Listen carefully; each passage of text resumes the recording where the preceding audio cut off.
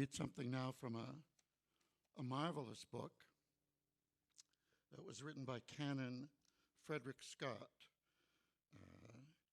He was an Anglican clergyman and nationally known poet. He served as senior chaplain to the 1st Canadian Division, being well over 50 when he enlisted for that service. One of his sons was the poet F.R. Scott, and the other, Henry Hutton Scott, died in October of 1916. What I'm going to read concerns a duty that Canon Scott had occasionally to do. And he tells us this: "There is nothing which brings home to the heart with such force the iron discipline of war as the execution of men who desert from the front line. It was my painful duty on one occasion to have to witness the carrying out of the death sentence. One evening I was informed that a man in one of our brigades was to be shot the next morning, and I was asked to go and see him and to prepare him for death. In the cell, he who was to pay the penalty for his cowardice rose and shook hands with me. I allowed him to talk freely and say just what he pleased. He was evidently steeling himself and trying to fortify his mind by the sense of great injustice done to him. Of all the many men found guilty of desertion from the front trenches, only a small percentage were executed. It was considered absolutely necessary for the safety of the army that the death sentence should not be entirely abolished. The hour fixed for the execution was in the early dawn. In speaking to him, I pointed out that he had just one chance left to prove his courage and set himself right before the world. I urged him to go out and meet death bravely, with senses unclouded, and advised him not to take any brandy. He shook hands with me and he said, 'I will do it.'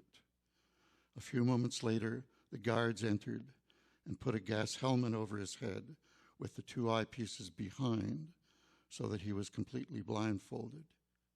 It was just daylight. A round piece of white paper was pinned over his heart by the doctor as a guide for the men's aim. I went over and pronounced the benediction. The doctor and I then went into the road on the other side of the hedge and blocked up our ears. But of course, we heard the shots fired. It was sickening. A young lad in the firing party utterly broke down, but as one rifle on such occasions is always loaded with a blank cartridge, no man can be absolutely sure that he has had a part in the shooting. If this account should fall into the hands of any man who from cowardice shirked his duty and stayed home, let him reflect that justice was frustrated and that he himself ought to have been sitting beside the prisoner on that misty morning, blindfolded and handcuffed. After all, he was one of the originals and a volunteer."